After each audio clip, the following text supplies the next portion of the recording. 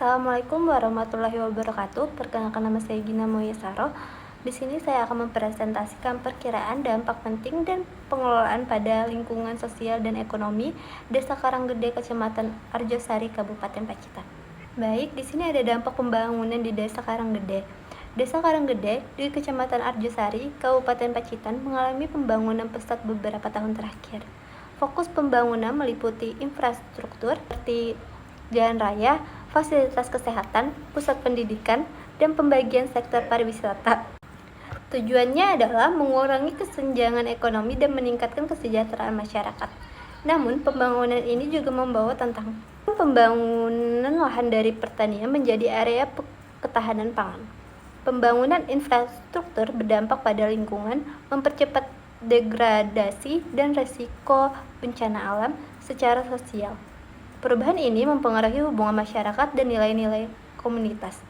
Diperlukan strategi pengelolaan dampak pembangunan yang berkelanjutan dan holistik untuk memastikan manfaat dapat dirasakan seluruh masyarakat tanpa mengorbankan wisata budaya dan ekosistem. Next, yaitu dampak sosial pembangunan di Desa Karanggede. Pembangunan di Desa Karanggede merupakan dinamika sosial yang ada sebelumnya. Struktur sosial di desa dipengaruhi sistem kekerabatan dan kegiatan agraris.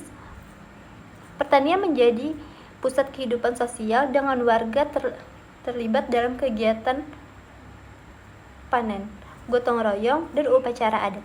Pembangunan infrastruktur meningkatkan mobilitas dan migrasi, membawa budaya baru yang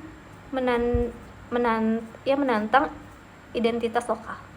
Pusat interaksi sosial tradisional kini bersaing dengan fasilitas modern. Untuk menjaga kohesi sosial, desa perlu mengembangkan ruang interaksi baru seperti taman komunitas atau budaya. Modernisasi juga mengancam tradisi, dengan generasi muda lebih tertarik gaya hidup modern.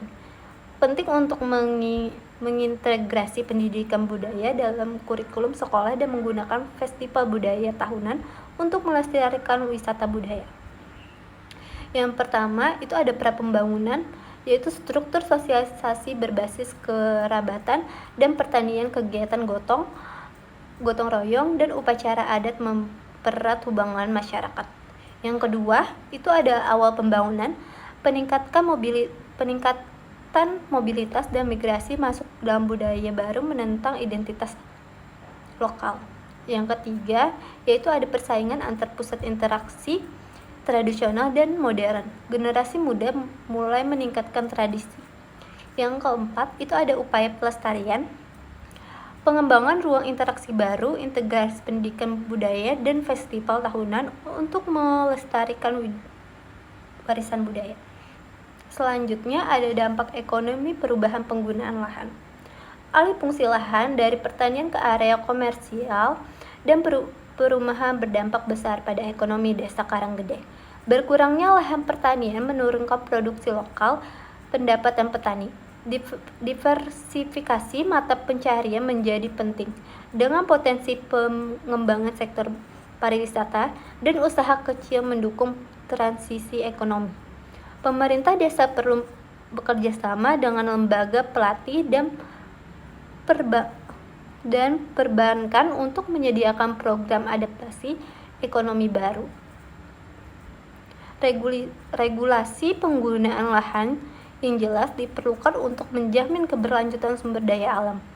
Pembangun menciptakan lapangan kerja baru di sektor jasa, program pelatihan, dan peningkatan keterampilan harus diprioritaskan agar penduduk asli dapat bersaing di pasar kerja baru.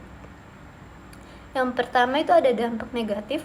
Dampak negatifnya yaitu penurunan produksi pertanian lokal, berkurangnya pendapatan petani, distribusi pendapatan tidak merata, ancaman terhadap keberlanjutan sumber daya alam. Terus ada dampak positifnya, yaitu penciptaan lapangan kerja baru, potensi pengembangan sektor pariwisata, peluang usaha kecil menengah, diversifikasi ekonomi lokal. Yang ketiga yaitu ada strategi adaptasi. Pelatihan keterampilan baru, akses modal usaha, regulasi, penggunaan lahan program kewirausahaan, kerjasama dengan lembaga pelatih dan perbankan. Next, yaitu ada strategi pengelolaan dampak pembangunan. Untuk meminimalkan dampak negatif pembangunan di Desa Karanggede, itu diperlukan pendekatan berbasis komunikasi yang melibatkan semua pemangku. Pentingnya analisis dampak lingkungan dan sosial harus dilakukan sebelum memulai proyek budaya harus diimplementasikan. Kebijakan yang mendukung ekonomi berkelanjutan juga penting, termasuk intensif untuk pelaksanaan proyek yang sangat penting. Forum diskusi warga dapat diadakan rutin untuk menampung aspirasi dan kekhawatiran penduduk. Transparansi dalam pengambilan keputusan akan meningkatkan kepercayaan dan kerjasama antar pemerintah dan masyarakat. Masyarakat lokal juga dapat dilibatkan dalam proyek konservasi dan pelestarian budaya. Pertama, ada analisis dampak, yaitu melakukan analisis dampak lingkungan dan sosial sebelum memulai proyek pembangunan. Yang kedua, strategi mitigasi, yaitu implementasi strategi seperti penanam pohon, pengelolaan limbah, dan perlindungan situs budaya. Yang ketiga, ada kebijakan berkelanjutan, membuat kebijakan yang mendukung ekonomi berkelanjutan dan praktik ramah lingkungan. Yang keempat, ada partisipasi masyarakat, melibatkan masyarakat dalam perencanaan, pelaksanaan, dan evaluasi proyek pembangunan. Yang kelima, yaitu pelestarian dan konservasi, melibatkan masyarakat lokal dalam proyek konservasi lingkungan dan pelestarian budaya. Next, kesimpulannya, pembangunan di Desa Karanggede membawa perubahan signifikan dengan peluang dan tantangan secara sosial. Perubahan struktur dan pola interaksi memerlukan adaptasi terancam, perlu dilestarikan melalui pendidikan dan promosi aktif. Secara ekonomi, alih fungsi dan mempengaruhi mata pencaharian, sehingga diversifikasi dan pelatihan keterampilan menjadi sangat penting. Distribusi pendapatan yang lebih merata dapat dicapai melalui program kewirausahaan inklusif. Pengelolaan dampak pembangunan harus melibatkan pendekatan berbasis komunikasi dan analisis dampak lingkungan. Partisipasi aktif masyarakat dalam perencanaan dapat meningkatkan keberhasilan pembangunan.